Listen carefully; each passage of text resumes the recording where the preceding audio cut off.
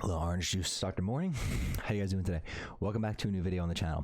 Today, we're going to be diving into Ethereum, what it is, what its use cases are. And the reason I want to make this video is because I have a lot of people around me who are starting to ask about Ethereum, what I know about it, because I am invested into Ethereum, some NFTs and stuff like that. And I'm kind of getting some of my family members want to get involved. My girlfriend just got involved. And I ultimately realized that nobody really understands anything aside from Ethereum is a token, and you can buy JPEGs or NFTs with them, when realistically there's a lot more to Ethereum and all these cryptocurrencies rather than just buying JPEGs and pictures and stuff. So today I'm bringing you guys some of the top points that I like that Ethereum can be used for and its use cases in a real world environment. So I have some stuff for you here that I wrote down, took the time to basically do some research, find some more in-depth stuff for you, and then I'm going to share this stuff with you guys and share a little bit more in depth about some of these things and what the use cases are for Ethereum. So let's hop on into it. All right, guys. So I have my Mac here in front of me. I am at a desk with my computer, but I do a lot of my work on a Mac when I'm on the go and stuff. So I got everything on my Mac for this video. So if you were to look up Ethereum, this is what you would find. Ethereum is a transactional token that facilitates operations on the Ethereum network. All of these programs and services linked with Ethereum network require computing power, and that computing power is not free. Ether is a form of payment for network participants to execute their request operations on the network. So that's what you find if you looked up Ethereum. Now, what does that mean? Ethereum is just like any other coin. Bitcoin, maybe it's a little bit easier for you to understand. It's a currency that basically you can use to pay for transactions on a blockchain. So there's a lot of different use cases with cryptocurrencies. Certain cryptocurrencies are better at doing other things. Ethereum's main points are kind of smart contracts, which are contracts that enable purchases and transactions. Basically, it's a contract between two people, between an item, a digital item online, or whatever the case may be. So basically that says that, okay, this person is entitled to this, has bought this, is selling this to this person, and this information is all public on the blockchain. So we I feel like most people kind of understand the basics of Ethereum, but let's talk about what use cases in the real world that we may see implemented or are starting to see implemented into Ethereum. Now, one big thing Ethereum is gearing to do, it's removing the middleman from transactions. So let me give you an example here. Now, this is an example you could probably find other videos and stuff, but it's a very good example. Now, Uber has to take a big pay cut from its drivers because Uber has to pay for payment processing softwares and all these other softwares that to pay their customer, to pay their employees, their drivers, and all this other stuff. They have to pay all these people down the line. Now, with Ethereum eliminates the middleman, because basically it's just when a transaction is processed through the blockchain, it goes to the blockchain and then it goes onto a block where a bunch of people look at this transaction that's going down and they just approve it. So there's no reason to pay for all these other software and stuff to do these things for you, because with the blockchain it's just so much simpler, easy, and faster. There's no middleman with, okay, you bought a coffee at Dunkin' Donuts, now you leave, you don't think about this, but now Dunkin' Donuts has to see if it's approved from the bank has to approve it, the bank has to see what you're spending the money on. That's kind of eliminated, so it's a lot smoother, it's a lot easier, and the transaction process is a lot faster and efficient. So kind of think of it that way. It's removing all these middlemen between people. It's removing Facebook have to pay so-and-so for advertisements, and it's doing all these other things. It's making everything simple and more easy. So that's one of the big things. Now, another big thing is it's a decentralized finance. We're not relying on a centralized institution like a bank, like a market, like none of that stuff anymore. We don't have to rely on those type of transactions because we, the people in charge of the blockchain, can do this near instantly. We don't need lawyers and stuff to approve all these different things in these timely manners. It happens almost instantly because you don't have to go through those people anymore, the banks, the markets, all that stuff. So it just makes it a lot smoother of a process. And no, it's not that like sketchy or something like that if you're thinking so, because when these transactions goes through, there's a bunch of people. Like blocks are made up of a bunch of computers and people looking and looking at these transactions and approving them. So that's where it's a lot faster than going through a bank or like a physical institution, and that's kind of a big benefit for that.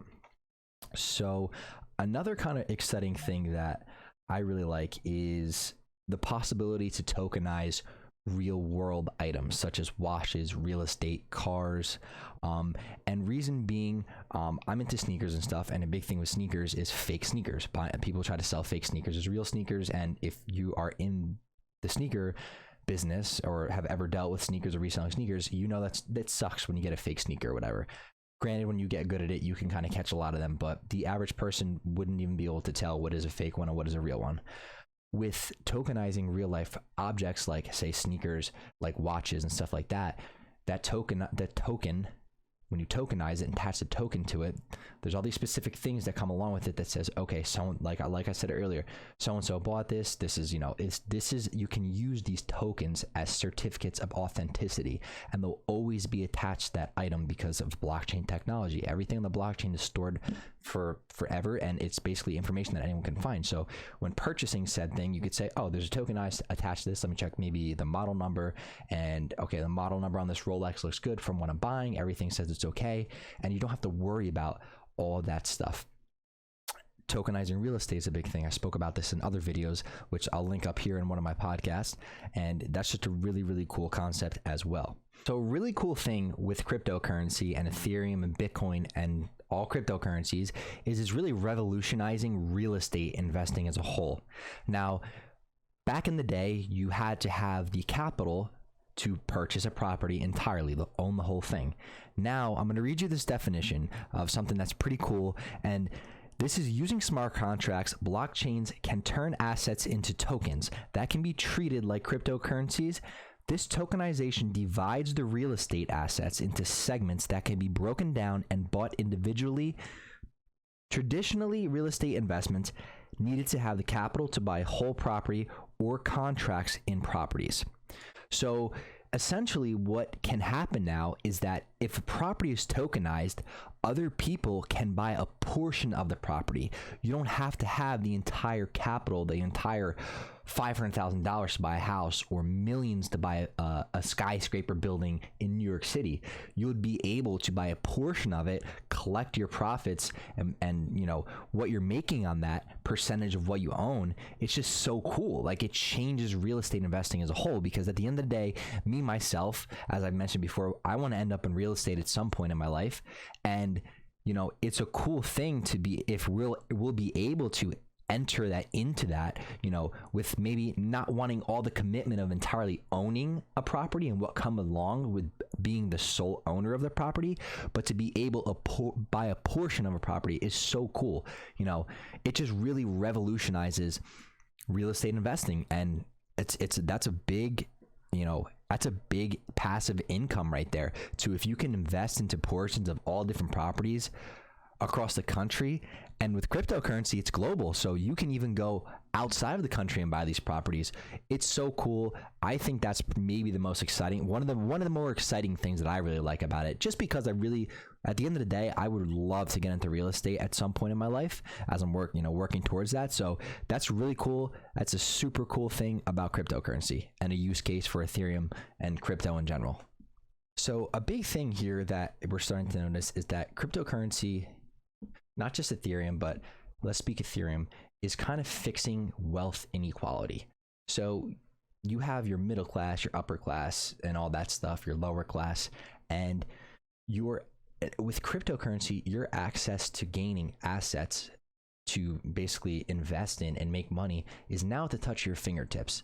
You know, there's a lot of cases where realistically, you know, people who are fortunate enough invest in real estate. And real estate's very profitable, a great turnaround. And, you know, once you have your upfront investment, you can keep doing that and doing that down the road. You know, the average person working a 9-to-5, a regular job, you know, the middle class, like lower class person doesn't really have that ability from the salary that they make. So, I mean, and this isn't always true, but this is, I'm sure a lot of people can relate to this. So the thing with like crypto coming around now, and let's speak NFTs for a second here, non-fungible tokens, if you know what that is, that's like the JPEGs and stuff like that. You know, it's becoming huge. There's huge companies jumping into this. You know, all these companies are coming out with NFT projects now. Visa, TikTok, Facebook is talking about doing it. Coinbase is talking about launching an NFT marketplace. So all of these things, these little pictures like Bored Ape Yacht Club, these little monkeys that you could have bought at one point at mint date. Mint date is where you can buy at the cheapest possible price. You could have bought that for like $300, maybe less, and now some of them are selling. The cheapest one you could buy is like $121,000, and that was only like 4 or 5 months ago that they came out. So what I'm getting at here is that with your own knowledge and stuff like that, with anything, same goes for what I was talking about real estate. With your own knowledge, it's at your fingertips to basically gain these assets through cryptocurrency and really make an insane turnaround on your investment. It's crazy that this is at your fingertips. You know what I mean? It's not like real estate's awesome. Like I want to be in real estate one day. But what I'm saying is it's so easy now, and it's a very similar thing because you can make such a big turnaround on your investment. Now you have to put the time in to learn this stuff like anything, but the fact of the matter is now everyone's kind of at an equal playing ground, like a level ground now, because everyone has the access to go and get into cryptocurrency and go and buy NFTs and go and make money in the blockchain and stuff like that. So it's kind of separating to where you had to have hundreds of thousands of dollars saved up in the bank, to where you can start with a lower amount of money and invest in, make some money in Ethereum and cryptocurrency, invest that into NFTs and whatnot, and start flipping things and making money selling these things. It's pretty cool. It's pretty amazing. And I really think it's a really cool thing for just people to get into and people that want to start investing into things. Because whether you like to hear it or not, you're starting to see that cryptocurrency is going to somehow become very, very big part of your life in the future. Whether you know nothing about it now, I guarantee you within 5 years, you're going to be using it in some type of way. 100% in my opinion. You can go do the research yourself and you will probably gain the same opinion that I have and how a lot of other people in this world have. Now, another thing that's misleading with cryptocurrency is it's very unsafe. It's easy to hack all this. You may have heard this before, and I know people that personally have gotten stuff, cryptocurrency stolen from them. Now, it's different because the way that they lost their money was through their wallets, which is a lot different because that's password based and that's based on passwords. So essentially that stuff sits on a server, this and that. It's through application stuff. So hence that stuff's a lot easier to hack. With blockchain technology, information is always being moved around constantly. New blocks are being generated, moving information all over the place. Every single block is unique to itself. It's like a fingerprint. No fingerprint is the same in the world. Every single block that is generated, which blocks are generated through computers, solving complex problems and stuff like that, and making new blocks on the blockchain. And now that's more information constantly moving. These blocks are constantly changing. New information comes in, the block changes. The block constantly is changing, so it's always moving. Realistically, blockchains are made up of thousands of computers around the world. So it's literally, if you do the research, it's near impossible. It isn't impossible, but it's so far-fetched to get the blockchain hacked. So theoretically, if you're into cryptocurrency and you have money locked up in cryptocurrency or assets locked up in cryptocurrency, it's very safe.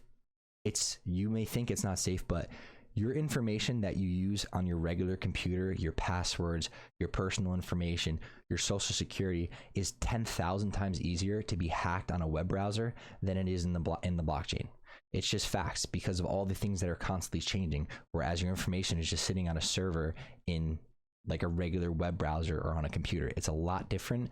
Yes, it can get hacked, but you have to realize if your main concerns about cryptocurrency is unsafe and you can get your money stolen and hacked, your information that you use with your bank accounts and on your phone and on your computer is hundreds of times more likely to be hacked before it could be on the blockchain. So it is very secure. It's very, very secure.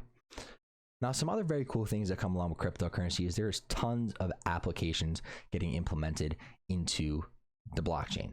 So one interesting one that I think is really cool, which it's called Uport. And essentially what they're doing is, so you know how Facebook, Instagram, Twitter, they target you, they study everything you do on the internet, on your Facebook accounts, your Instagram. They know the videos you watch on YouTube, and they collect all this data on you, and for free, mind you. Like, you're not making any benefit from this, from them collecting data from you. You know, all they're really collecting data for is, yes, for, you know, more human research and stuff like that, but a big reason they collect this data is for them to essentially make more money. Think about it. You watch YouTube videos, what happens? You get advertisements on your Facebook, on your Instagram, for products that are related to stuff that you watch. You talk about something, your phone picks it up, and basically they collect all that data to basically push brands and items and other things for you to buy and spend money on, and they make money from that. So you're not in control of the data that they are collecting from you. That data is literally just being used for free, and you don't think about it. But I mean, you have to admit, you get annoyed where, like, oh my god, that's so weird, like I was just speaking about this or watching a video on this and now I'm getting ads for it. Yeah, because that's the whole point. They can collect data from you and push things for you to buy. In return, those big companies make money. Now with this application like Uport, they're basically collecting data, but you're in control of what happens with that data. Like, you can maybe sell the data that you've collected from your internet experience and sell it off to a company for them to do research on, or, you know, whatever the case may be. Send that data to maybe for them to create more technology and stuff like that. Like, you're in control of the data, whereas before, you don't even realize that data is being collected from you, but it's heavily being collected from you. The internet knows so much more about you than anybody in this world. I promise you that much. So if you're more in control of your data, I think that's an awesome thing, and an awesome thing about Ethereum and the blockchain, because this is an application based on Ethereum, that you can be back in control of the data that they're collecting from you and I and everybody else in this world, and be in control of what happens to it. You can send it to places that you want your data and stuff to be sent to, and maybe even make some money from that, maybe selling it to them. Maybe there'll be something. Now, this is very early stages, like I said, but it's a really cool concept. And right there would probably, let me see what else I have, wrap up some of the things that I really like about Ethereum, and some of the things that maybe you should consider and understand that, you know, it's a good investment and it's going to be a very big thing. I mean, people are comparing it to be the next Bitcoin. You know, honestly, Ethereum is being used more than Bitcoin is being used. It has way more use cases than Bitcoin. So it really is just a time matter thing. We're seeing it, you know, it increase and stuff like that. And I think if you really want to get into it, do your research. I hope this video can help you and understand some of the more use cases other than what you were geared to believe in about cryptocurrency before, like currencies like Dogecoin and stuff like that, because there are coins that are completely pointless and serve zero purpose to us or anything in real world application. But Ethereum is not one of them. Ethereum is, in my opinion, one of the best at doing the things that it's doing and what it's going to be used for by big companies and in your every single day life. And hopefully, you know, we see this change soon. I think it's a very cool thing. It is a very scary thing, but it's super cool. It's super efficient. And I think it's going to fix a lot of real world issues. And I'm super cool to see what happens with this. And I will continue to believe in it and invest my money into it and see where this whole thing goes, because I think it's going to go somewhere very big. So I hope you guys can gather some information. Like I said, I hope this helps you guys. And if you want to see more video like this about cryptocurrency, feel free to just shoot me a message, leave comments, and leave feedback on the video, because then I will know to create more of this stuff. You know, it's as simple as leaving a like for me. If you really feel great about it, please subscribe to the channel. And I hope to see you guys in the next one. Thank you for watching. Peace out, guys.